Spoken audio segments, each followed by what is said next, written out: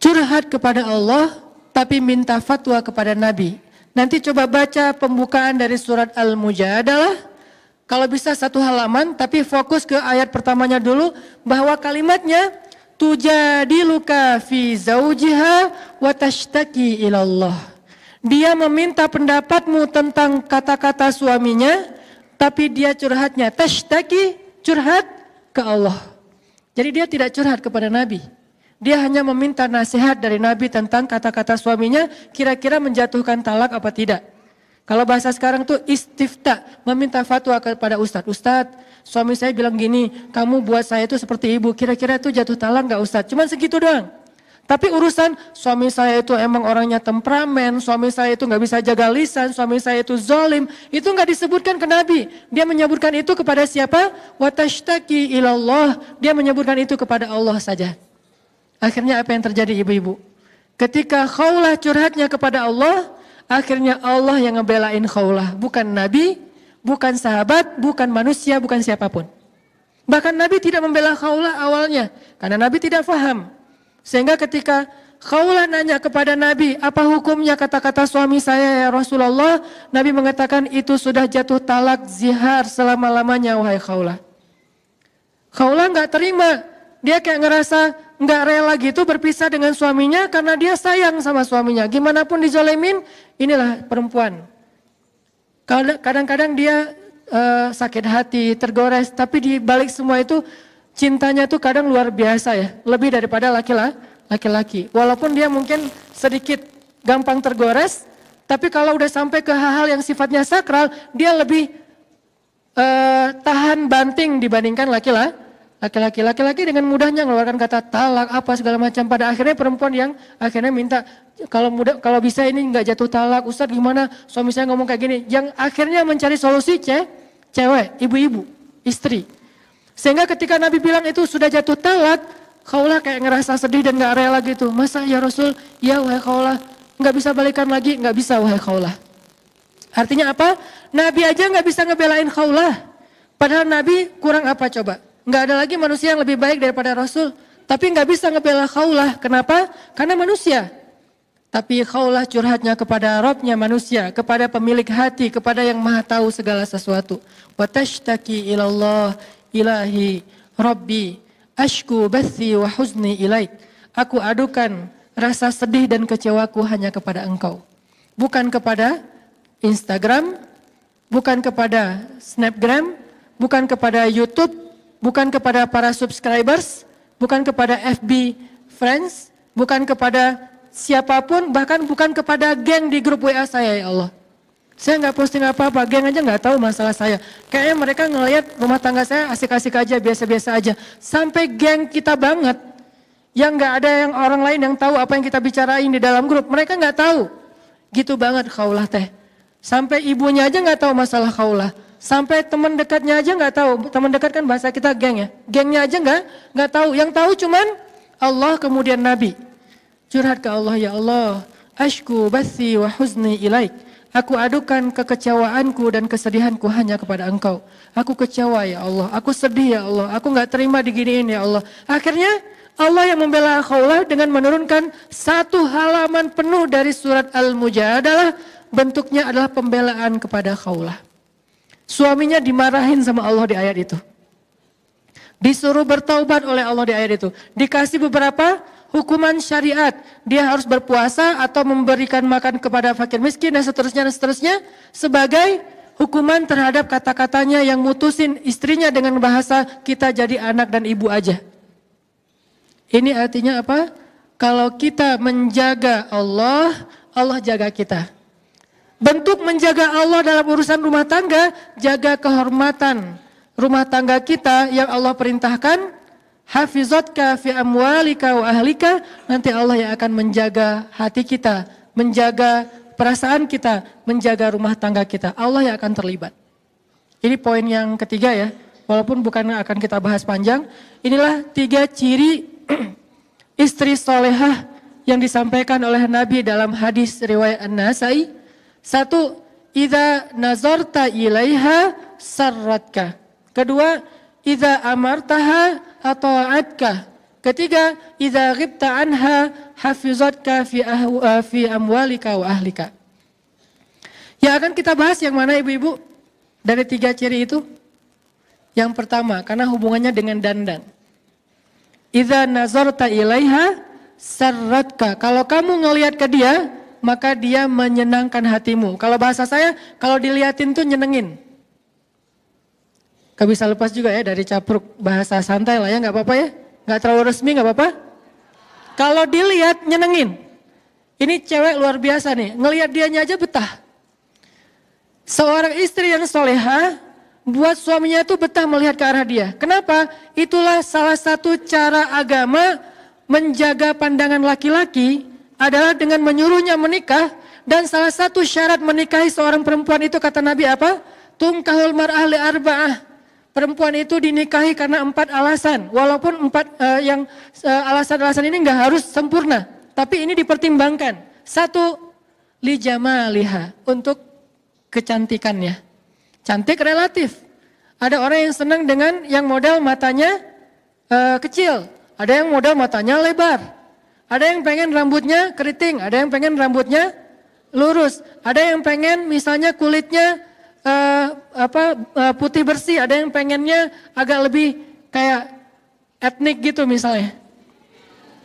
Ada yang pengen misalnya yang kurus. Ada yang pengen dia nggak kurus-kurus amat. Karena kalau terlalu kurus dia kayak nggak apaan sih gitu-gitu amat. Dia pengennya yang biasa-biasa aja misalnya. Kan itu relatif ya. Karena relatif Nabi nggak mengatakan spek Jamal itu apa. Spek dari cantik itu apa enggak. Hanya disebutkan karena kecantikannya. Bahkan walaupun ini bukan yang paling penting disebut di awal tetap.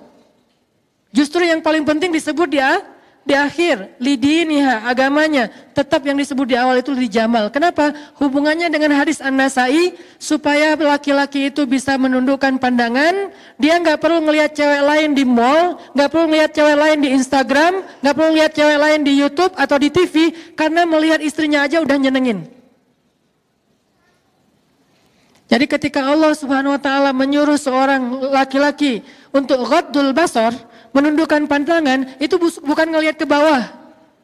Menundukkan pandangan itu bukan melihat ke bawah. Dalam beberapa kasus ya melihat ke bawah, tapi dalam beberapa kasus kalau perlu lihat ke atas. Kenapa? Kalau dia di mall lantai 2 ngelihat ke bawah malah nggak boleh. Pak, kenapa sih kok di situ aja berdirinya? Mah lagi nundukin pandangan mah. Kan nggak kayak terus di bawah kayak lagi ada event gitu, terus banyak para dancer gitu kan. Kayak lagi malam mingguan kan suka ada kayak live music atau apa, terus dia kayak nundukin pandangan dari atas gitu. Lagi ngapain Pak? Lagi ghaddul basar. Kan nggak bisa.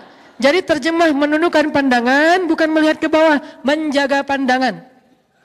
Dan Islam, ini salah satu karakteristik Islam nih ibu-ibu. Islam itu nggak pernah ngelarang sesuatu tanpa ngasih solusi, itu nggak pernah. Nggak pernah. Kalau kita paham Islam yang luas. Contoh, Ustadz, riba diharamkan. Terus kita ngapain dong Ustadz? Riba itu dilarang tapi juga dibolehkan. Ustadz nggak takut ditahzir? Enggak. Riba itu boleh ibu-ibu. Yang nggak boleh riba dengan manusia. Tapi riba ke Allah itu boleh. Malah untungnya lebih gede lah gitu. Sehingga ayatnya yamhaqullahu riba wa yurbis shadaqat. Allah menghapus riba tapi meribakan sedekah. Jadi siapa yang senang dengan riba, hayu riba dengan Allah. Caranya sedekah. Kita kasih 1, Allah balikin 700. Jadi siapa yang senang memperbanyak hartanya dengan cara sistem riba, boleh banget. Tapi coba ribalah ke Allah. Sedekah yang banyak nanti Allah balikin berlipat-lipat kali. Bukan 1%, bukan 3%, bukan 5% seperti deposito versi kita. Bahkan 700 kali lipat. Kalau senang riba, ribalah dengan Allah. Jadi Allah gak melarang tanpa ngasih solusi. Ustadz gak boleh minum khamar. Boleh, siapa bilang gak boleh minum khamar? Yang gak boleh minum khamar itu di dunia. Di surga banyak khamar. Bahkan khamarnya jadi sungai yang lagi di surga. Tapi bedanya sungai khamar di surga tidak memabukkan dan tidak menghilangkan akal. Sehingga tetap terhormat walaupun minumnya sebanyak mungkin yang dia mau. Jadi khamar tidak dilarang kecuali di dunia saja. Di surga Allah sediakan khamar yang lebih baik daripada yang ada di dunia. Semua jenis khamar di dunia dengan berbagai macam brand, yang kadang-kadang 1 gelasnya aja harganya jutaan, sabar. Nanti kita akan minum yang 1 gelas harganya lebih dari 1 miliar di surga. Allah tidak melarang sesuatu tanpa ngasih solusi. Pacaran gak boleh. Boleh, tapi akad dulu baru pacaran. Siapa bilang pacaran gak boleh? Bukankah ayat pacaran di Al-Quran itu surat Ar-Rum ayat 21? Allah menjadikan di antara kalian, wahai pasangan yang halal, mawaddatan warahmah. Apa arti mawaddah warahmah? Kasih dan sayang. Berkasih, sayang bahasa anak main pacaran. Dan itu boleh banget setelah nikah. Dan pacaran setelah nikah jauh lebih seru daripada pacaran sebelum nikah. Gak perlu ngumpet, gak perlu diam-diaman, gak perlu takut ketahuan orang lain, gak perlu harus di tempat-tempat yang tersembunyi, gak perlu takut ada rasa dosa, malah berpahala lah gitu. Ngelihat aja berpahala, memegang tangannya berpahala, berpelukan berpahala, dan seterusnya gak usah diperjelas, berpahala.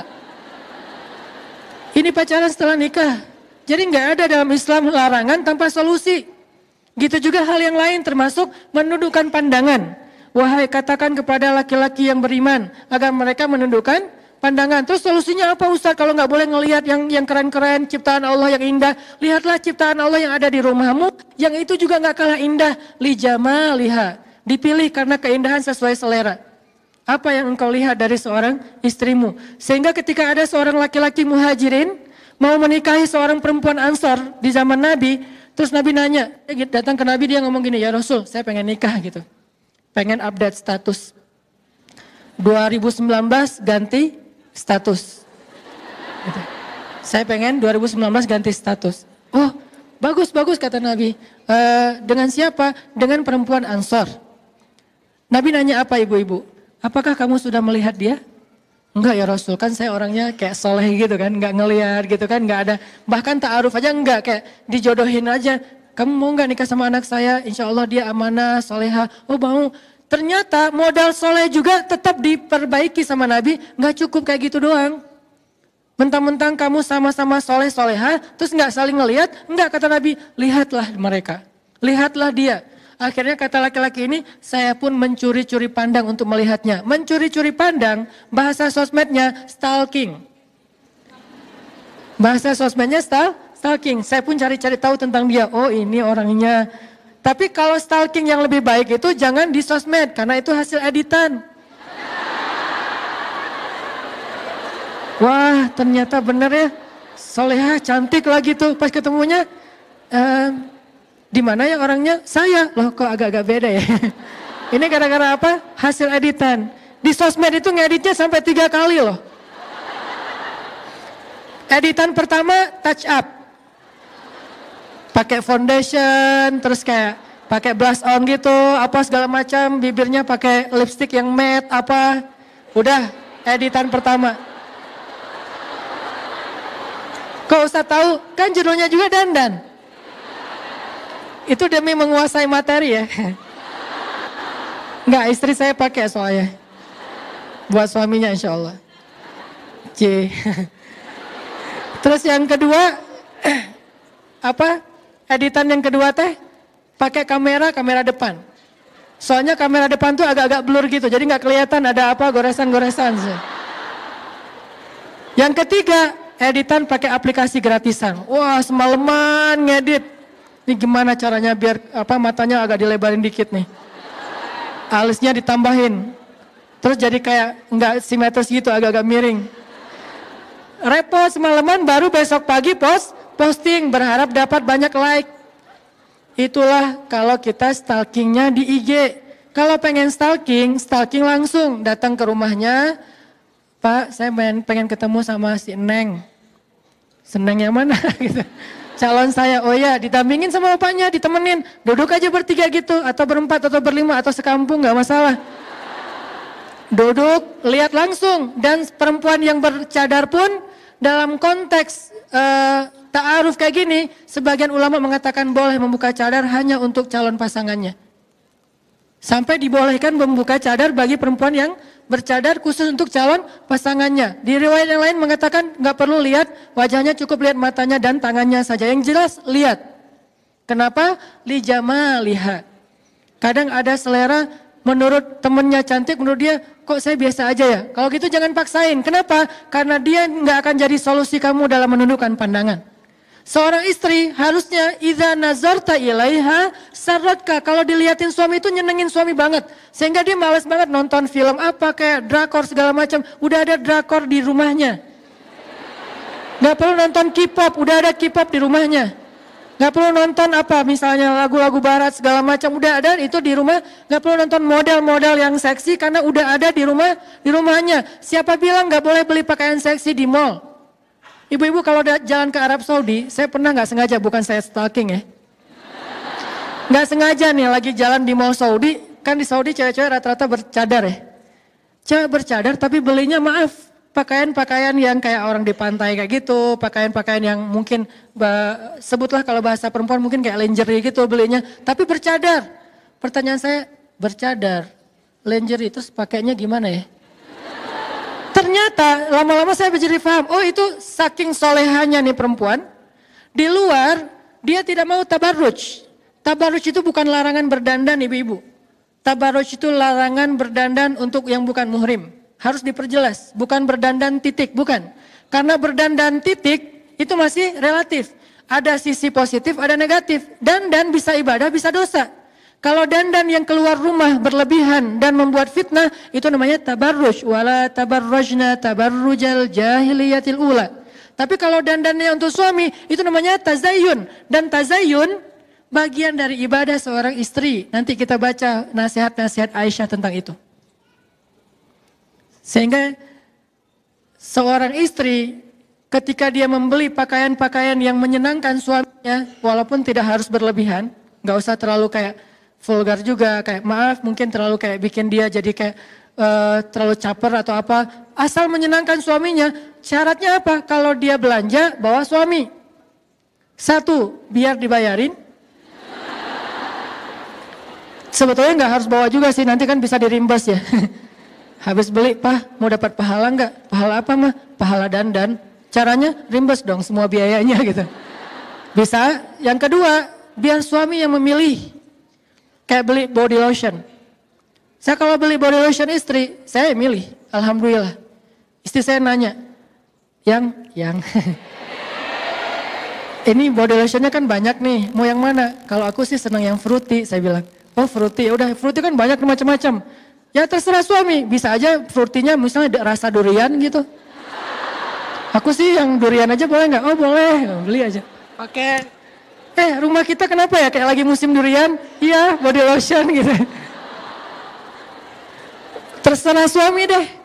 Kenapa? Karena kita ingin menyenangkan, kan niat awalnya itu kan. Idza nazarta ilaiha sarratka. Jadi benar-benar suami itu kayak betah banget di sebelah istri karena body lotionnya juga kayak aroma kesukaan dia banget. Misalnya kayak fruitinya tuh strawberry atau mungkin apa kayak gitu-gitulah yang saya juga nggak ngerti. Kalau saya taunya beberapa doang misalnya.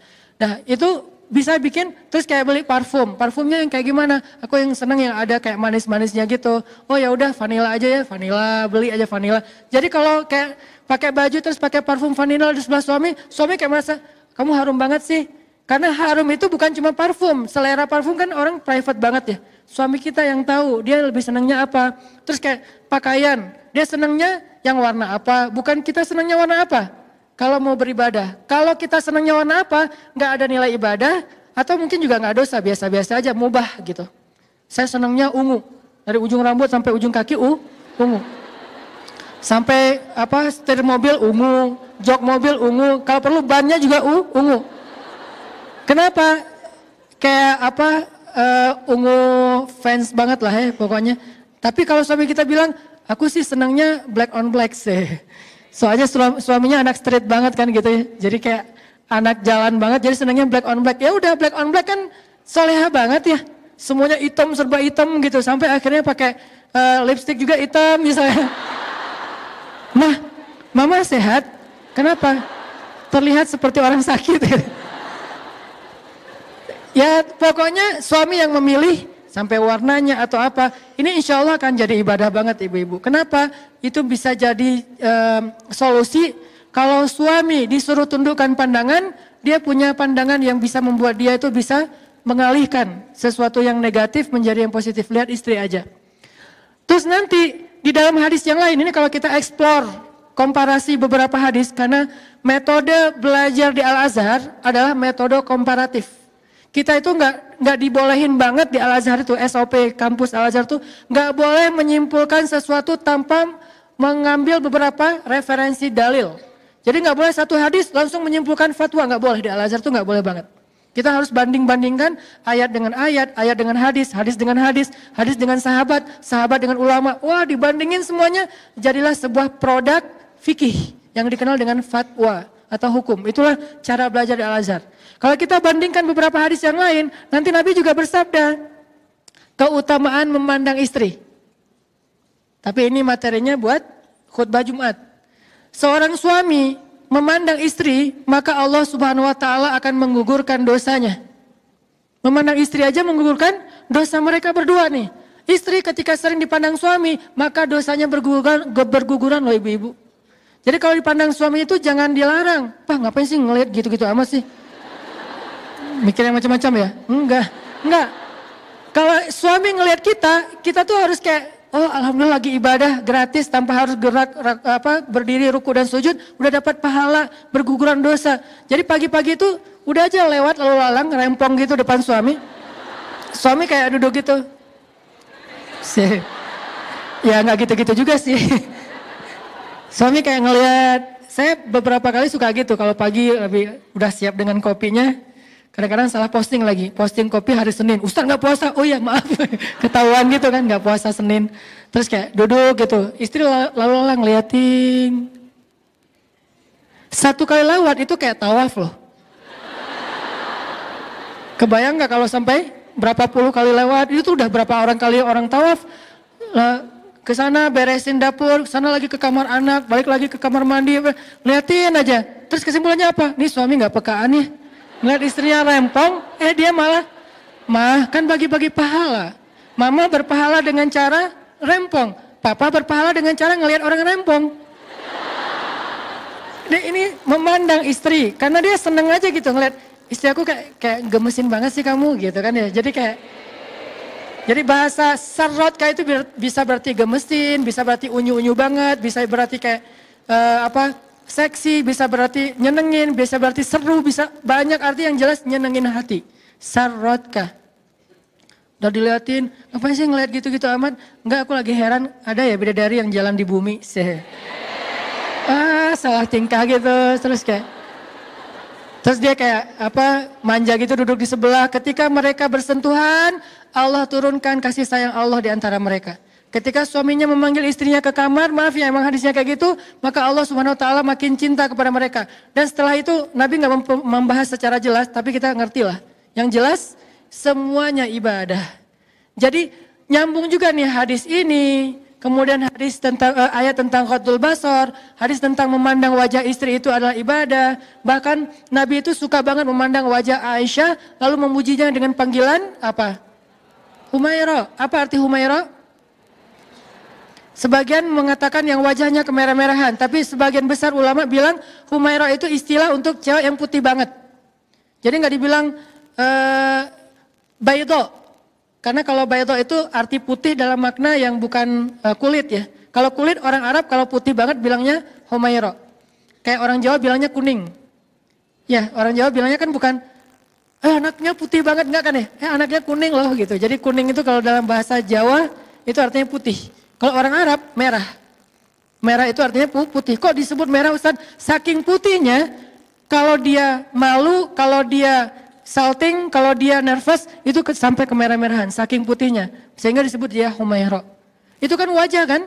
Sehingga Nabi kayak mengagumi wajahnya Aisyah yang cantik, mengagumi Aisyah yang menjaga penampilan dengan panggilan penghargaan. Ya Humaira, wahai perempuan yang putih. Ini artinya sarrotka, menyenangkan suami ketika dipandang. Dandan. Nah, kalimat menyenangkan hati, ini saya baca juga ya. Kata ulama nih, kalimat menyenangkan hati di dalam hadis tersebut adalah anjuran agar perempuan memperhatikan sikap dan penampilannya di hadapan suami. Sebab istri yang soleha akan memperhatikan penampilan ketika di hadapan kekasihnya, baik secara zahir maupun batin.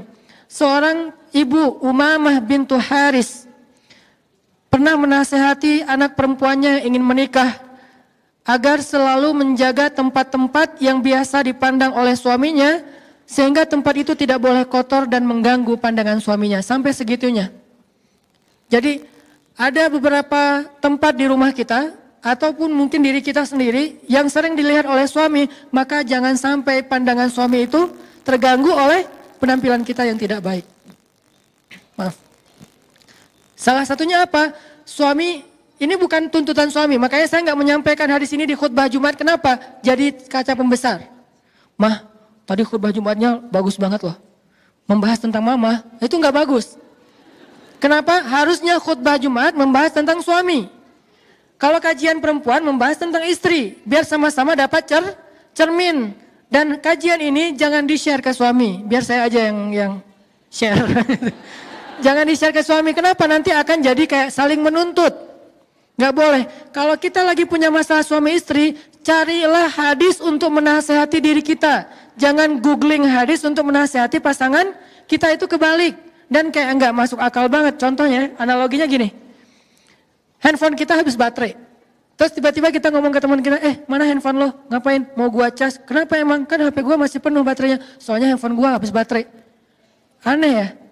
Handphone kita habis baterai, tapi yang kita cas handphone teman. Nyambung gak sih? Nggak nyambung kan? Mana handphone lo sini? Kenapa? Mau dicas? Kenapa? Handphone gua soalnya habis baterai. Kok handphone dia yang dicas? Harusnya handphone kita kan? Kalau kita punya masalah dengan pasangan kita, jangan mencas pasangan, caslah diri kita. Mencas pasangan, kita cari ayat, hadis untuk memperbaiki diri dia.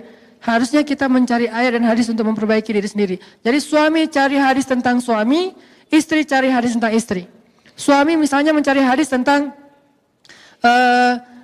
seorang suami yang soleh itu adalah bla bla bla bla bla. Itu banyak, nggak usah disampaikan sekarang. Istri juga mencari hadis tentang istri yang soleh adalah bla bla bla bla, yang banyak sekali juga. Sehingga ketika kita punya masalah, kita sama-sama punya inisiatif memperbaiki diri, bukan memperbaiki pasangan. Kalau memperbaiki pasangan nggak akan selesai, jadi debat nanti malah. Sehingga dalam konteks ini bukan berarti suami nuntut kita gini, enggak ya. Tapi ini bagian dari kita belajar pengen jadi istri yang solehah, pengen berpahala di sisi Allah, pengen di like oleh Allah, pengen niru bunda Aisyah radhiyallahu anha juga. Sehingga saking solehahnya Aisyah, saking disayangnya Aisyah oleh Nabi, sampai Jibril menitipkan salam kepada Aisyah.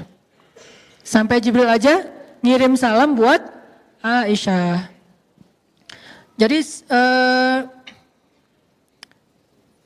maksud dari menyenangkan hati itu adalah berdandan. Nabi SAW bersabda, jihadnya seorang perempuan adalah berbakti kepada suami. Dalam bahasa hadis disebut dengan husnut taba'ul. Apa arti husnut taba'ul? Husnut taba'ul itu artinya berbakti kepada suami. Nanti ada lagi nasihat-nasihat Nabi. Kata Nabi SAW, tiga golongan manusia yang tidak diterima sholatnya dan tidak akan naik amal solehnya ke langit. Satu, budak yang melarikan diri sampai dia kembali kepada tuannya. Kedua, perempuan yang mengecewakan suaminya sampai suami itu ridho. Dan ketiga, peminum yang sedang mabuk sampai ia sadar. Tiga golongan manusia yang tidak akan diterima amal solehnya dan tidak akan dimasukkan ke dalam surga. Siapa? Salah satunya istri yang mengecewakan suaminya sampai kemudian suaminya ridho kepada dia. Tentunya ini bukan hanya masalah penampilan pasti ya. Karena kalau penampilan doang insya Allah nggak akan sampai kecewa. Lebih kepada attitude, sikap, tingkah laku. Aisyah radhiyallahu anha sangat memperhatikan penampilan di hadapan Nabi SAW. Ini coba ibu-ibu dengarkan baik-baik, ini penting banget. Aisyah sangat memperhatikan penampilan di depan Nabi. Dan ia tidak ingin Nabi melihat dirinya kecuali dalam keadaan menyenangkan beliau. Suatu ketika Nabi SAW masuk menemui Aisyah dan di tangan Aisyah ada perhiasan yang terbuat dari dedaunan. Jadi Nabi baru pulang kerja gitu kalau bahasa kita. Atau kalau dalam bahasa hadis baru pulang berdakwah, baru pulang berjihad. Sampai di rumah Nabi menemui Aisyah, Aisyah sedang memegang perhiasan yang terbuat dari dedaunan. Yang perlu kita catat, Aisyah itu seorang perempuan yang sangat brilian, smart, kreatif. Itu Aisyah.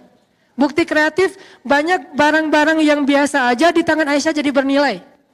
Itu Aisyah banget. Ada daun jadi bernilai sesuatu yang kreativitas luar biasa. Karena anaknya smart banget. Karena ceweknya itu brilian banget. Sehingga di tangan Aisyah segala sesuatu jadi bernilai. Jadi di tangan Aisyah itu ada kayak perhiasan dari daun. Nabi bertanya, ini apa wahai Aisyah? Kata Nabi. Dan kalimat ini harus dibaca dengan nada storytelling ya. Bukan nada khutbah. Kalau nada khutbah, ini apa wahai Aisyah? Kan nggak enak ya. Jadi kayak Nabi baru pulang-pulang tiba-tiba teriak, ya Aisyah, apakah ini? Apaan ya? Ini jadi gini ya. Storytelling tetap harus dipakai. Ini apa Aisyah? Karena Nabi kalau ngomong sama istrinya nggak pernah teriak kan? Nggak pernah bentak, nggak pernah teriak, ngomongnya lembut. Ini apa Aisyah? Apa jawaban Aisyah? Ini aku pakai berhias untukmu wahai Rasulullah. Jadi ketika Nabi pergi, Aisyah ngapain? Bikin hiasan, bikin sesuatu yang bisa dia pakai ketika Nabi pulang, dia pakai untuk menyenangkan Nabi. Cuman kebenaran Nabi pulang dadakan gitu, Nabi ketuk pintu dibuka sama Aisyah dan di tangan Aisyah masih ada hiasan itu yang belum jadi. Terus Nabi nanya, ini apa Aisyah? Ini mau saya pakai untukmu ya Rasulullah, supaya menyenangkan hati Rasulullah SAW. Apakah ini sesuatu yang dianggap tidak penting? Kalau gitu kita menganggap Aisyah melakukan hal yang gak penting dong. Kalau kita menganggap Aisyah melakukan hal yang sia-sia, gak mungkin. Aisyah itu brilian banget, solehah banget, maka apa yang Aisyah anggap penting, maka itu ibadah.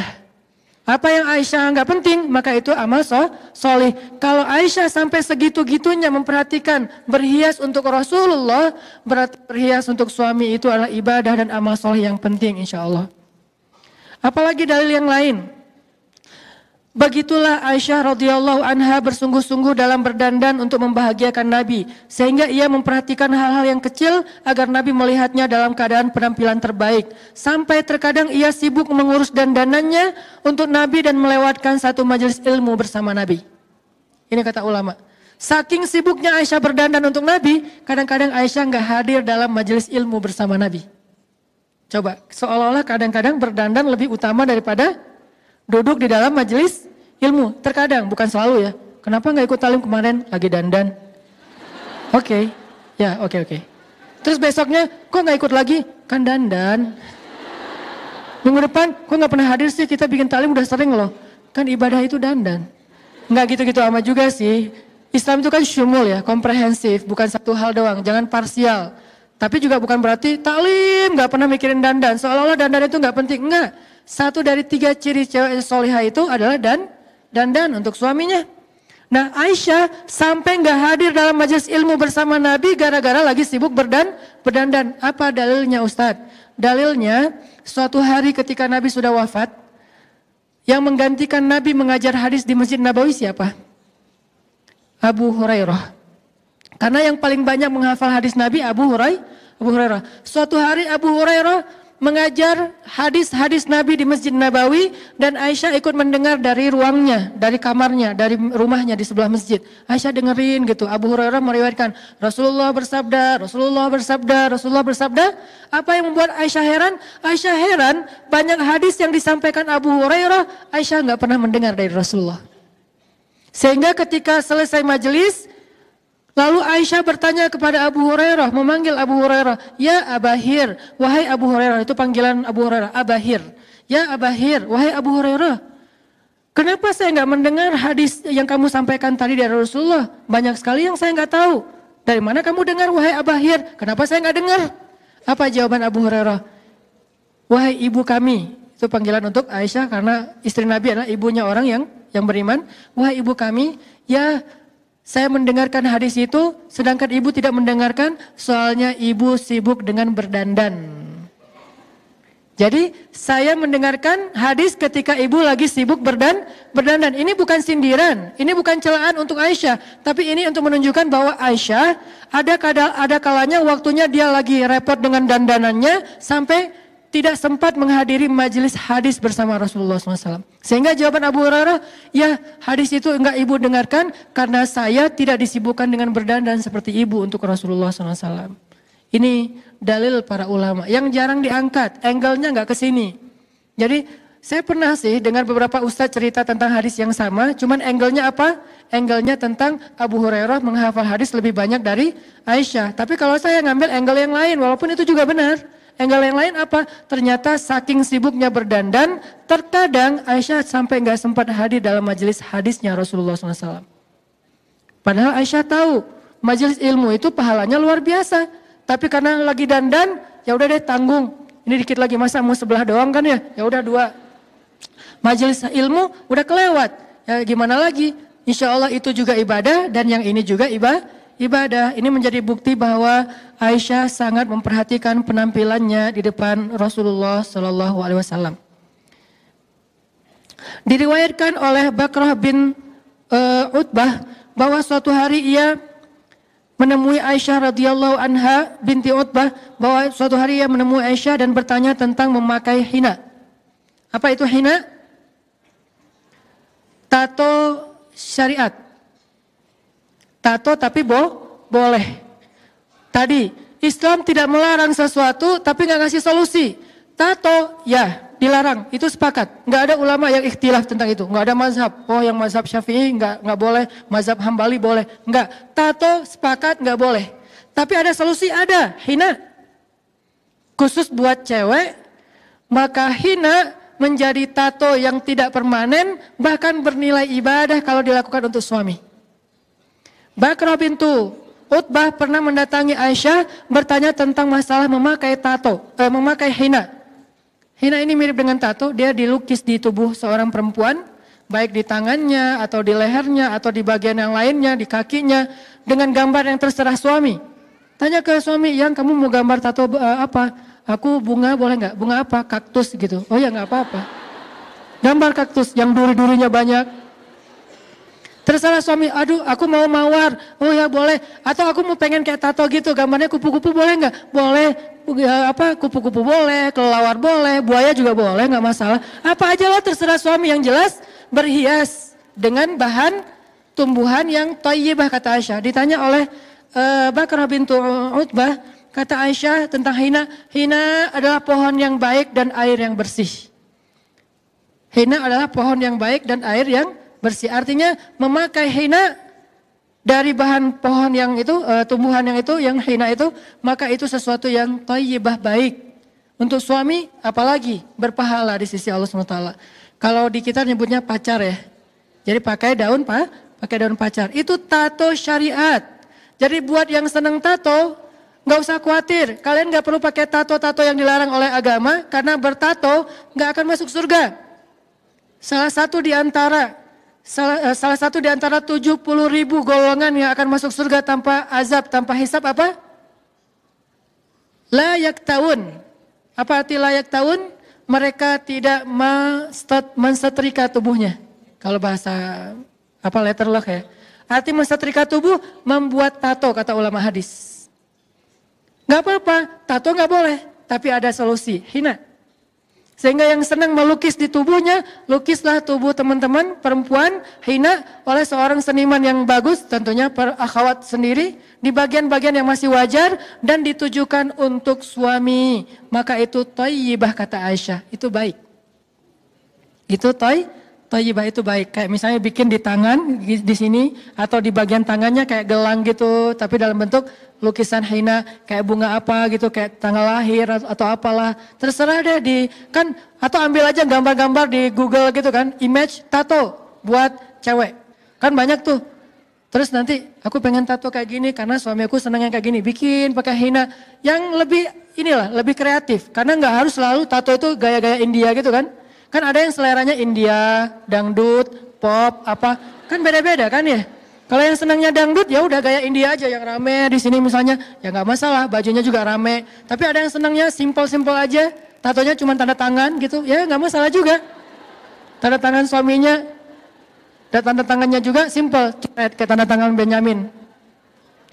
Ya intinya atau nama suami, atau tanggal mereka awal pertama kali mereka ketemuan gitu, atau kayak pertama kali mereka ketemu tuh ada kata-kata apa gitu, sebuah puisi dari suaminya diabadikan dalam bentuk tato hina gitu kan ya. Setelah seminggu hilang, kenapa? Soalnya kan hina nggak permanen ya, tembus air, ganti lagi dengan kata-kata yang baru, bisa update malah. Bisa update status. Kalau tato kan nggak bisa diupdate ya, dihapus susah. Kalau diganti dengan yang lain jadi kebanyakan, jadi kayak gimana gitu, kayak aneh gitu kan, terlalu banyak. Kamu apain sih kok ramai banget? Ya intinya adalah Allah tuh ngasih solusi banget. Dan saya sangat yakin Islam itu bukan agama yang bawel. Nggak boleh, haram. Halalnya mana? Banyak. Di antara 5 grade hukum dalam Islam, cuma 1 doang yang haram. Yang ini halal 4-4-nya. Coba kita bikin grade ya. Grade hukum dalam Islam. Pertama wajib. Boleh nggak yang wajib tuh? Bukan boleh lagi. Kalau bisa harus ya. Kecuali ada uzur syar'i. Harus. Berarti boleh dilakuin. Di bawahnya sunnah. Boleh nggak? Malah berpahala kalau kita lakukan. Di bawahnya mubah. Boleh nggak? Boleh, walaupun nggak berpahala, tapi juga nggak dosa. Di bawahnya lagi makruh, boleh nggak? Boleh, walaupun ditinggalkan lebih baik, tapi boleh dilakukan? Boleh. Baru yang terakhir haram yang nggak boleh. Dari 5 grade hukum dalam Islam, cuma 1 doang yang nggak boleh. 4 boleh. Dengan levelnya masing-masing, tapi boleh sama boleh. Cuman ada yang berpahala bolehnya, ada yang lebih berpahala lagi, ada yang biasa aja, ada yang bahkan kalau ditinggalkan berpahala tapi dilakukan juga nggak masalah. Intinya adalah Islam itu bukan agama yang ribet, yang susah, yang berat, yang beban, yang bawel, yang cerewet, yang cuman tahu istilah haram. Ustadz ini haram, belum juga nanya udah haram. Gimana nih? Ustadz saya ada pertanyaan, haram. Kok haram? Belum nanya. Jadi jangan senang dengan kata haram, senanglah dengan kata halal. Halal, haram. Sehingga ayatnya basyiran wa naziran, berita gembira dan peringatan. Tidak ada naziran wa basyiran, peringatan dan berita gembira. Sehingga orang kayak trauma gitu ngebahas Islam.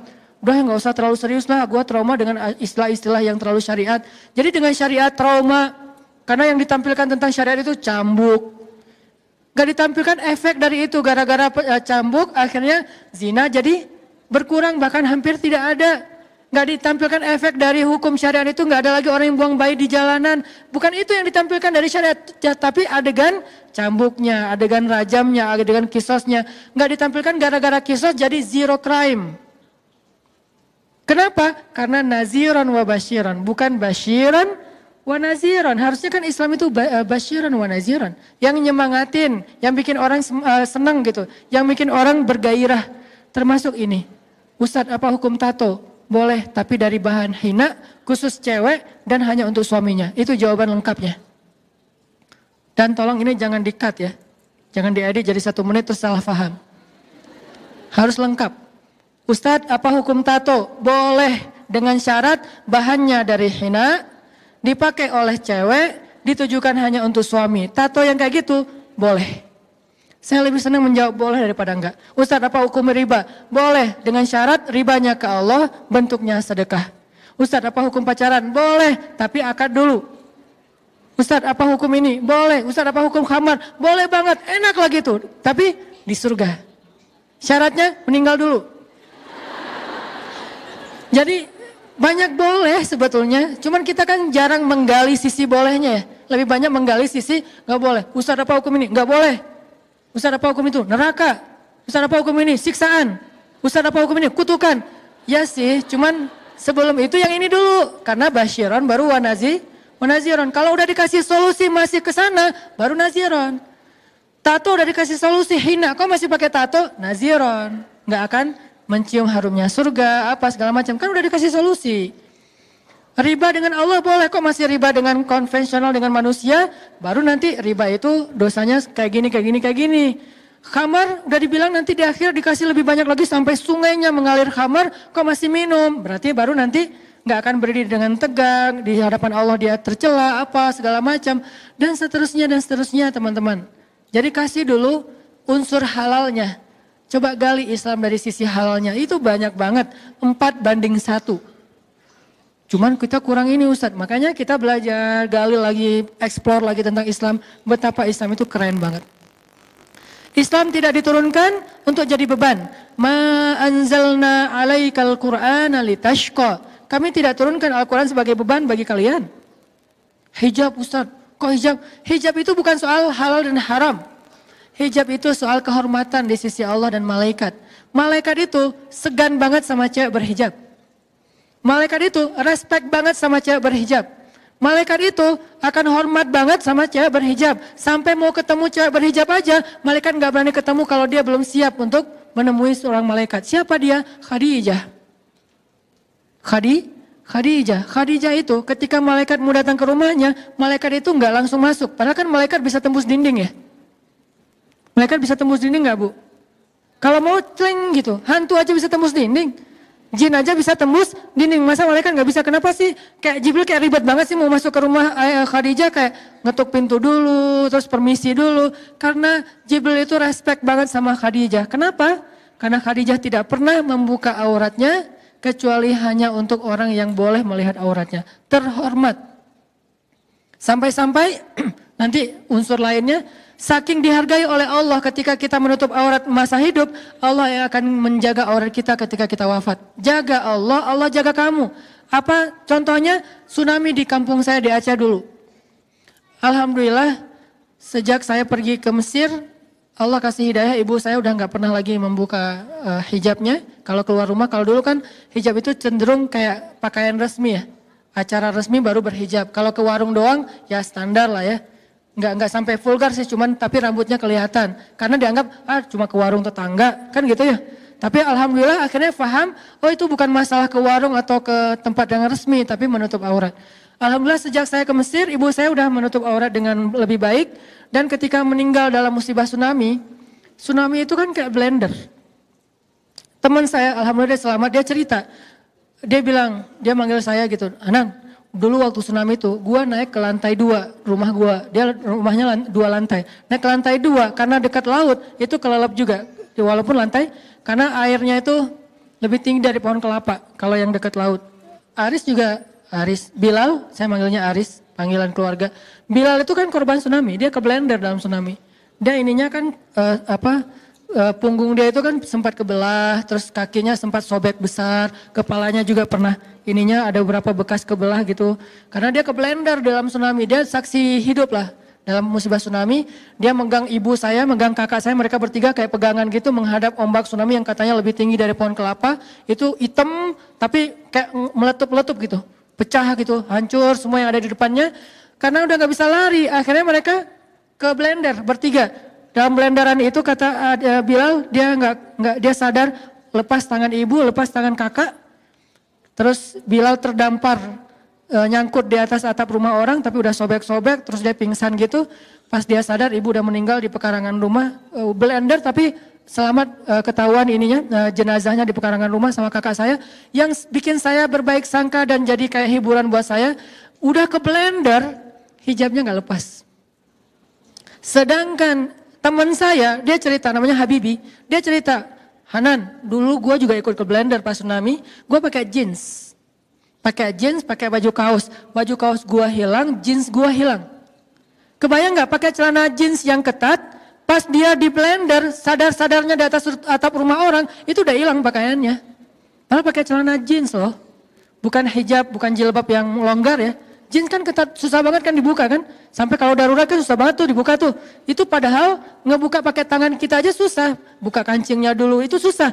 Apalagi di blender harusnya kan, apalagi dalam air harusnya kan gak kebuka. Tapi saking parahnya tuh blenderannya, Habibie ini selamat udah gak pakai jeans, udah gak pakai kaos. Untungnya mungkin Allah masih menjaga aurat dia, masih pakai pakaian dalam. Tapi jeans sama kaosnya udah hilang. Ibu saya, dan ada beberapa kejadian perempuan muslimah, aktivis dakwah yang mereka ke blender juga, ditemukan di depan rumah, ditemukan di jalan, tertelungkup, tapi hijabnya sempurna. Padahal ke blender, itu hadis, jagalah Allah, Allah jaga kamu. Jaga Allah ketika kamu hidup, Allah jaga kamu ketika kamu wafat. Kalau di dunia aja digituin sama Allah, gimana di akhirat? Gak mungkin dia akan dibuka aibnya oleh Allah, Allah akan jaga. Allah akan bikin dia terhormat nanti di akhirat. Walaupun nanti di padang mahsyar ada adegan gak pakai apa-apa yang bikin Aisyah malu banget dengan hadisnya kan ya. Kata Aisyah, aduh malu banget sih hadis cerita itu. Kata Nabi, ya Aisyah, waktu itu orang gak akan peduli tentang aurat. Karena orang sibuk dengan likul limri'in yauma idzin sya'nun yughni. Tapi setelah itu Allah langsung tutup aurat cewek-cewek yang berhijab. Ini namanya basyiran. Bukan yang tidak berhijab 1 jengkal itu nanti neraka segala macam. Itu yang kesekian. Nomor satunya, bahaslah unsur motivasinya, gairahnya, kebaikannya, kehormatannya. Itulah yang dibahas dalam Al-Quran. Itulah yang dibahas dalam hadis, termasuk bab ini. Ternyata pakai tato itu boleh dengan syarat yang saya sebutkan tadi.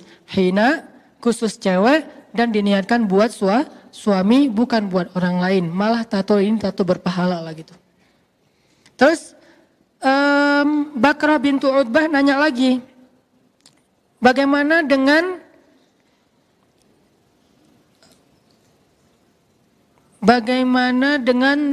rambut yang tumbuh di wajah? Apakah boleh aku membersihkannya, wahai Aisyah? Maksud rambut di sini bukan alis ya. Karena kalau alis itu bukan rambut, namanya alis. Rambut yang tumbuh di wajah cewek itu kadang kumis. Kan ada kadang-kadang beberapa perempuan yang hormon tertentu dia kayak ada kumisnya atau ada kayak sedikit rambut di sini, jambang lah kalau laki-laki gitu kan. Bolehkah aku membersihkannya supaya cantik? Karena itu natural kan, bukan sesuatu yang apa gitu, dan bukan penyakit juga. Apa kata Aisyah? Jika engkau punya suami, nih, kalau belum punya suami, maka tidak ada kepentingan. Jika engkau punya suami dan membuatmu lebih cantik, maka lakukanlah. Sampai gitu-gitu amat. Aisyah mengajarkan tentang dandan kepada sahabiat, kepada perempuan-perempuan soleh di zamannya. Lalu ada seorang sahabiat, cewek Ansor, datang ke rumah Aisyah. Pas sampai di rumah Aisyah dia buka kerudung, karena sesama cewek kan. Dia buka kerudung, rambutnya tidak rapi. Apa kata Aisyah? Wahai perempuan, rapikanlah rambutmu untuk menyenangkan suamimu. Rapikanlah rambutmu untuk menyenangkan suamimu. Berarti krimbat itu ibadah. Kalau niatnya buat suami, kalau nggak bisa krimbat di tempat yang profesional, minimal kita pakai sampo, kita bersih-bersih, kita menjaga keharuman dari rambut kita. Apalagi perempuan yang berhijab mungkin ada sedikit challenge, saya nggak mengatakan beban, tapi challenge, karena kita kan senang dengan challenge ya. Sekarang challenge macam-macam gitu, sampai ada Ustadz challenge. Tapi nggak apa-apalah Ustadz challenge-nya daripada delay challenge kan. Munculnya bebarengan lagi, ada delay, ada Ustadz. Mudah-mudahan jadi kayak alternatif juga. Itu challenge lah buat cewek yang berhijab, mungkin karena sering ketutup, dia harus lebih sering keramas, dia harus lebih sering bersihin rambutnya, dia harus lebih mentreat rambutnya lebih ekstra dibandingkan yang gak berhijab. Dan ekstranya ini, challenge-nya ini adalah bagian dari ibadah seorang muslimah, bukan beban. Wah, nggak simpel banget sih hidup, repot banget. Justru repotnya itu adalah ibadah tambahan, kayak ibadah sunnah. Kalau nggak repot, nggak ada tambahan ibadah. Karena al-jaza ala qadril masyaqqah, balasan tergantung jenis repotnya. Makin repot, makin besar pahala, tergantung jenis kesulitan dalam beramal soleh. Jadi ibu-ibu yang dirahmati Allah SWT, ini satu lagi hadis. Suatu ketika perempuan-perempuan Ansor berkumpul di rumah Aisyah radhiyallahu anha. Lalu Aisyah menasihati mereka. Ini nasihat Aisyah untuk perempuan Ansor, berarti untuk kita juga. Wahai para istri, bertakwalah kepada Rabb kalian, taatilah suami kalian, sempurnakanlah wudhu kalian, dirikanlah sholat kalian, tunaikanlah zakat kalian, penuhilah keinginan suami kalian dalam hal yang suka ataupun yang tidak kalian suka. Hadis diriwayatkan oleh An-Nasai. 1, wahai para istri, bertakwalah kepada Rabb kalian, taat kepada Allah. Itu nomor 1, enggak pernah terganti. 2, taatilah suami kalian. Seolah-olah hadis ini mirip dengan ayat, janganlah kalian menyekutukan Allah dan berbuat baiklah kepada orang tua. Jadi bagi seorang anak, amal soleh nomor 2 terbaik itu adalah berbakti kepada orang tua setelah mentauhidkan Allah. Tapi bagi seorang istri, amal soleh terbaik itu nomor 2 setelah mentauhidkan Allah adalah apa? Taatilah suami kalian. Jadi tergantung status kita. Kita sebagai anak atau kita sebagai istri. Atau kita sebagai dua-duanya, anak dan istri. Berarti kita punya banyak sekali kebaikan. Taatilah suami kalian. Terus, sempurnakanlah wudhu kalian. Supaya, karena sebaik-baik perhiasan, sebaik-baik dandanan itu adalah air wudhu. Kalau dandanan kita di dunia itu hanya memberi cahaya wajah kita di dunia saja. Kalau air wudhu memberi cahaya di wajah kita di dunia dan di akhirat. Nggak apa-apa berdandan dengan berbagai macam alat kosmetik. Kita bisa punya misalnya beauty case segala macam yang sampai beauty case-nya bukan case lagi. Beauty baggage ya, udah satu bagasi gitu beauty-nya. Ya nggak masalah juga. Terus sempurnakanlah wudhu kalian, dirikanlah sholat kalian. Karena Aisyah ini ahli ibadah. Aisyah kalau sholat, sholat sunnahnya dari duha sampai zuhur itu satu rakaat doang loh. Satu ayat doang. Famanallahu alaina. Dia mulai sholatnya sekitar jam 7:30 atau jam 7 ketika matahari menghangat. Kan ukurannya itu ya. Jam 7 mulai sholat duha. Selesainya jam berapa? Jam 11. 8, 9, 10, 11. 4 jam. Ayatnya apa? Famanallahu alaina wa waqana adzabas samum. Nangis. Ulang lagi. Famanallahu alaina wa waqana adzabas samum. Ruku, sujud, berdiri. Famanallahu alaina. Entah berapa rakaat ayatnya itu aja surat At-Tur. Ayat yang dibaca Aisyah dari pagi artinya duha sampai menjelang zuhur salat. Makanya Aisyah kalau ngomong kayak gini tuh bukan cuma narasi, udah ngamalin sendiri. Bab taat suaminya, bab menyenangkan suaminya, bab ibadahnya, bab tauhidnya, bab zakatnya. Tunaikanlah zakat kalian dan yang terakhir penuhilah keinginan suami kalian dalam hal yang kalian suka atau yang kalian tidak suka. Dengan syarat tidak menyelisihi syariat pastinya. Karena tidak la ta'ata li makhluk fi maksiatil khaliq. Tidak boleh taat kepada makhluk dalam hal bermaksiat kepada khaliq. Sebetulnya ada banyak lagi hadis-hadis tentang keren banget tentang Aisyah. Ini semua yang saya pernah sampaikan tentang Aisyah.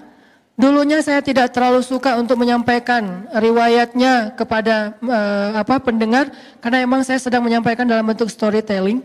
Tapi sebetulnya ada banyak riwayat tentang itu. Termasuk berat badan Aisyah itu bukan masalah saya menjat, oh kalau yang udah lebih berarti gak soleh. Bukan. Itu adalah sebuah motivasi. Karena itu juga relatif kan. Ada yang beratnya 60 itu ideal, ada yang 55. Angka 55 itu dalam bahasa orang Arab bukan angka persis. Orang Arab tuh kalau dibilang 1000 bukan dihitung 1000-nya. Kayak Al-Quran khairun min alfisyah. Lebih baik daripada 1000 bulan. Jangan dihitung 1000 bulan. Artinya 82 tahun sekian bulan. Bukan. Itu kaidah bahasa Arab. Dan kita melihatnya dari angle bahasa aslinya. Bahasa Arab kalau bilang 1000 artinya banyak. Kalau bilang 55 artinya ideal. Ideal itu relatif, tergantung tinggi badan. Ada 55 ideal karena tingginya sekian, ada 55 itu kurang dari ideal karena tingginya sekian. Ada yang 60 baru ideal. Jadi 55 bukan angka yang timbang, oh 56, aduh gak soleh. Gak gitu sih.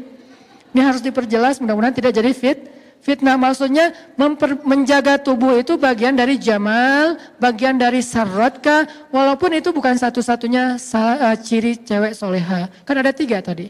Cuman kalau bisa semampu kita apa salahnya. Dan itu bukan hanya soal berat badan, termasuk lifestyle, termasuk healthy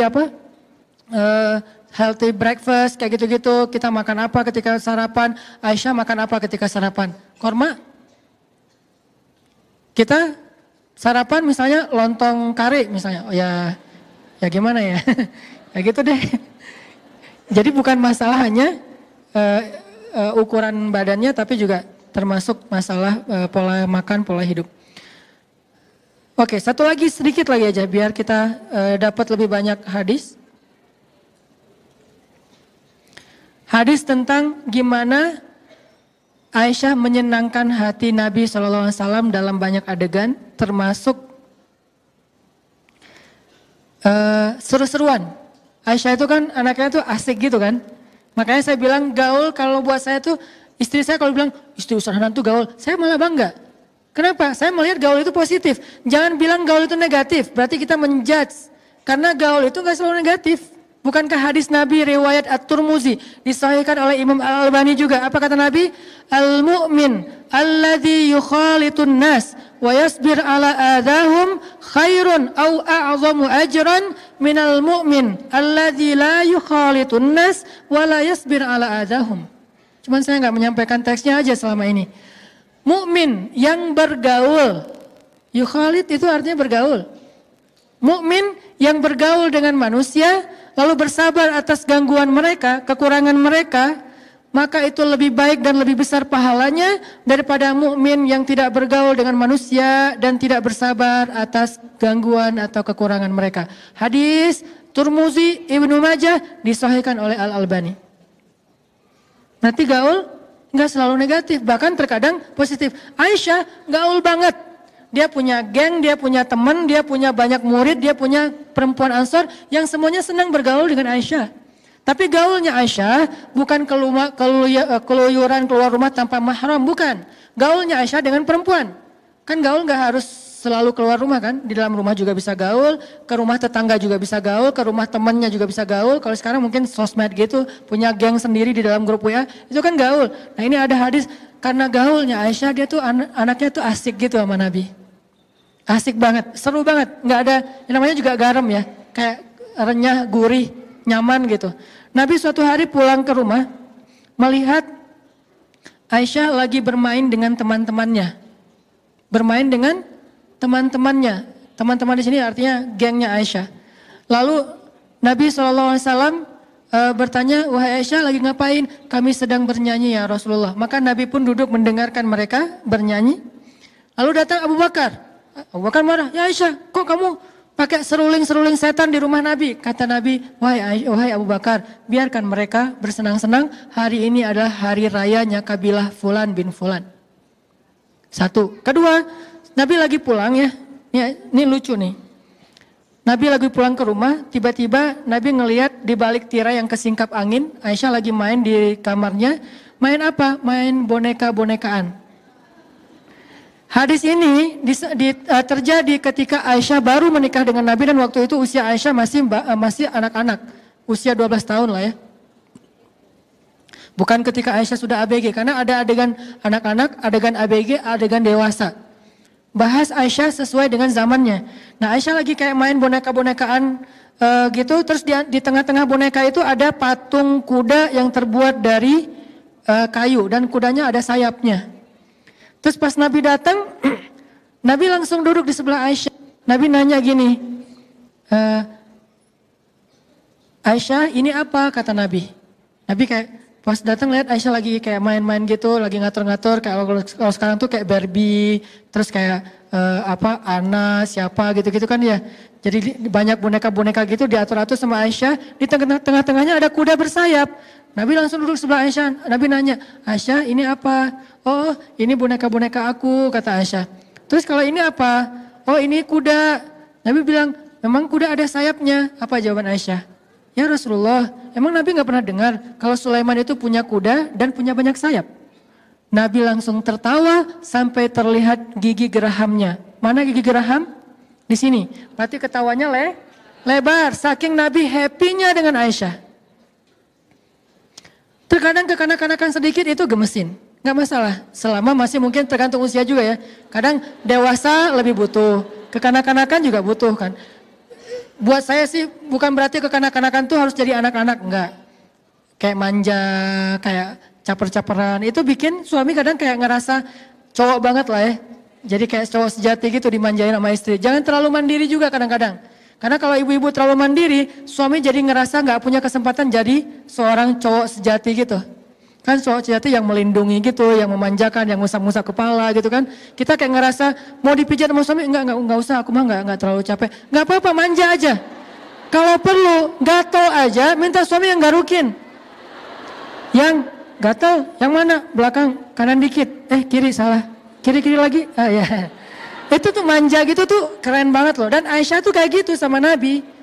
Manja-manjaan, suami lagi itikaf terus kayak disisir sama Aisyah itu kan manja-manjaan ya.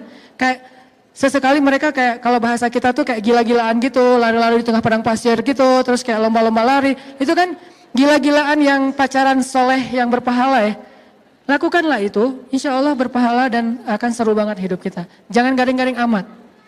Dan Aisyah traveler, karena emang enak diajak traveling, orangnya seru gitu, rame, nggak kayak yang jaim-jaiman. Kebayang nggak sih traveling sama pasangan kita, terus dia kayak jaim gitu, yang kita mau kemana? Terserah.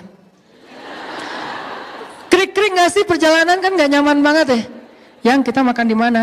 Ikut aja. Aduh nggak seru banget. Yang kita challenge yuk sih, kita bikin vlog yuk. apaan vlog? Kayak, aduh itu mah kayak nggak gitu banget ya. Coba kebayangin pasangan kita tuh anaknya asik gitu ngajak, yang kita kemana? Wah ke sana yuk, kenapa? Kayak rame gitu. Terus kita kayak diskusi gitu. Walaupun akhirnya nanti jalannya cuman ke sebelah rumah atau kemana gitu. Ke taman komplek gitu, nggak apa-apa. Yang kita makan di mana? Makan misalnya batagor di sana yuk, makan cuangki di sana. Udah sering kali di sana. Oh iya ya, terus di mana? Ya udah deh di jalanan aja kata dia. Aduh, aku nggak tega bawa kamu di kejalanan. Nggak apa-apa, kasal sama kamu kan tetap happy gitu kan. Akhirnya kayak seru-seruan gitu. Itu Aisyah banget teman-teman dalam bahasa sejarah. Cuman ketika kita translate kepada konteks sekarang, intinya kata ulama Aisyah itu farihah marahah. Apa artinya? Aisyah itu seru. Farihah marahah, orangnya seru terus, happy terus, rame terus, nggak ada matinya. Itulah Aisyah. Sisi inilah yang jarang diangkat dari sosok ibunda Aisyah yang keren, super duper keren menurut saya. Kita hanya ngelihat sisi ibadahnya, malunya, hijabnya. Oke, tapi belum sempurna. Banyak sisi lain yang luar biasa dari Aisyah. Sehingga Nabi mengatakan Aisyah itu seperti garam di dalam sebuah lauk. Ayo kita belajar jadi garam buat suami kita. Sehingga kalau nggak ada kita kayak ada yang kurang gitu. Dia kumpul sama gengnya tetap kurang, nggak ada kita. Saya kalau ngumpul sama siapa aja selalu bawa istri saya. Kenapa? Kalau nggak ada kamu tetap nggak seru. Tetap aja kalau ada dia tuh kayak seru gitu. Selalu harus kita jadi garam. Dia ngumpul sama gengnya bawa kita. Kalau nggak tetap kurang. Dia jalan bawa kita. Kalau nggak kurang. Dia meeting bawa kita. Kalau nggak kurang. Sampai dia meeting masalah kerjaan aja. Dia pengennya ada kita. Kalau kita nggak bisa ikut, dia kayak update gitu. Yang bete nih, kenapa? Nggak ada kamu, gitu ya. Terus kayak lagi meeting, kayak lagi chat gitu, terus lagi apa, itu kan seru banget ya. Itulah Aisyah. Imajinasikanlah sejarah sosok Aisyah radhiyallahu anha dalam perilaku rumah tangga kita. Semoga itu menjadi salah satu bekal kita untuk menjadi seorang istri solehah, selain unsur-unsur lain pastinya. Sehingga Allah Subhanahu wa taala menitipkan salam untuk kita melalui para malaikat, sebagaimana Allah menitipkan salam untuk Aisyah melalui Jibril alaihi salam. Itu aja yang bisa saya sampaikan. Kita tutup dengan sama-sama berdoa kepada Allah. Semoga apa yang sudah kita dapatkan hari ini bukan hanya sekedar menjadi wawasan, tapi bisa jadi amal soleh kita, bisa jadi moral kita, bisa jadi akhlak kita. Nggak ada yang sempurna pastinya. Semua kita belajar. Laki-laki belajar menjadi suami yang lebih baik, perempuan belajar menjadi istri yang lebih solehah. Semuanya tumbuh, semuanya belajar dari kesalahannya, belajar dari percekcokan rumah tangganya, belajar dari kesalahpahaman di antara mereka, belajar, bukan merasa udah paling sempurna. Justru kita belajar karena kita merasa banyak kurangnya, lalu kita memperbaiki diri. Insya Allah dengan kayak gitu rumah tangga kita akan Allah bangun menjadi rumah tangga yang dicemburui oleh para malaikat, sebagaimana malaikat cemburu kepada rumah tangga Ibrahim dan rumah tangganya Imran alaihi radhiyallahu an. Allahumma ighfir lana dzunubana wa liwalidayna warhamhuma kama rabbayana shighara. Allahumma a'inna ala dzikrika wa syukrika wa husni ibadatik. Rabbana atina min ladunka rahmah wa hayyi' lana min amrina rasyada. Waj'al lana min kulli dhiqin makhraja wa min kulli hammin faraja wa min kulli usri yusra. Rabbana hab lana min azwajina wa dhurriyyatina qurrata a'yun waj'alna lil muttaqina imama. Ya Allah, ampunkanlah dosa-dosa kami ya Allah. Dosa kami sebagai anak untuk ayah dan bunda kami ya Allah. Dosa kami sebagai seorang istri untuk suami kami ya Allah. Dosa kami sebagai seorang kakak untuk adik kami ya Allah. Dosa kami sebagai seorang ibu untuk anak-anak kami ya Allah. Dosa kami sebagai murid untuk guru-guru kami ya Allah. Dosa kami sebagai seorang perempuan untuk masyarakat kami ya Allah. Ampunkanlah dosa-dosa kami yang kadang kami tidak sadar melakukannya. Tetapi dosa-dosa itu telah menutup hati kami sehingga membuat kami sulit khusyuk di dalam sholat. Membuat kami sering gampang tersinggung ketika dinasihati. Membuat kami enggan memperbaiki diri. Membuat kami jauh dari orang-orang yang solih. Ampunkanlah dosa-dosa kami ya Allah. Jangan Engkau marah kepada kami karena dosa-dosa kami tidak mengerti ya Allah. Maafkanlah kesalahan kami. Ilahana, ajarkanlah kami menjadi seorang qurrata ayun, penyejuk mata bagi pasangan kami. Karena salah satu di antara doa orang yang beriman, Rabbana hablana min azwajina wa dzurriyyatina qurrata ayun. Ya Allah, ya Rabbana, jadikanlah pasangan kami atau istri kami, anak-anak kami penyejuk mata bagi kami, dan jadikanlah kami sebagai imam dalam ketakwaan.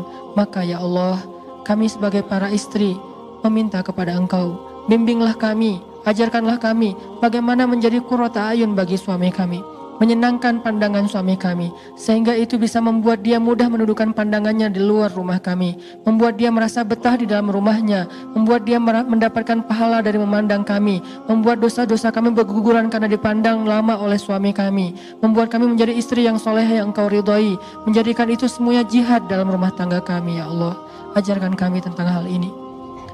Ajarkan kami bagaimana berperilaku baik kepada suami kami, tersenyum di wajah suami kami, karena kami sadar tersenyum di wajah orang lain saja selama bukan fitnah itu adalah ibadah, apalagi tersenyum di wajah pasangan kami sendiri. Memaafkan kesalahan orang lain saja ibadah yang luar biasa, apalagi memaafkan kesalahan suami kami. Menjaga perasaan orang lain adalah ibadah, ra'fah, apalagi menjaga perasaan ra'fah kepada suami. Menunaikan hak orang lain saja ibadah, wafa, apalagi wafa kepada suami kami sendiri. Tidak ada amal solih yang menjadi kebaikan untuk orang lain, kecuali itu juga kebaikan jika kami lakukan kepada suami kami sendiri. Ya Allah, ilahana, ajarkan kami hikmah, ajarkan kami kecerdasan Bunda Aisyah radhiyallahu anha, ajarkan kami briliannya Aisyah radhiyallahu anha, ajarkan kami sifat solehanya Aisyah radhiyallahu anha, ajarkan kami sifat pemalunya Aisyah radhiyallahu anha, ajarkan kami sisi asiknya Aisyah radhiyallahu anha. Jadikanlah kami garam untuk suami kami sebagaimana Aisyah menjadi garam untuk Rasulullah sallallahu alaihi wasallam. Rabbana atina fid dunya hasanah wa fil akhirati hasanah wa qina adzabannar.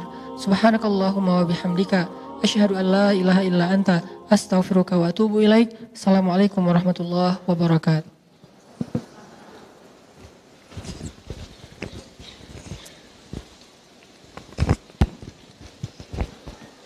Alhamdulillah kita sudah menyelesaikan acara majelis Shaf Muslimah pada hari ini. Terima kasih atas kehadirannya semua, dan kami informasikan kita insya Allah akan berjumpa lagi di Shaf Muslimah bulan depan tanggal 15 September 2018 dengan pemateri insya Allah Ustadz Omar Mita. Ya, sekali lagi tanggal 15 September 2018 dengan pemateri Ustadz Omar Mita. Baik, ibu-ibu, terima kasih atas kehadirannya. Atas nama panitia kami mohon maaf bila ada kekurangan dan kesalahan.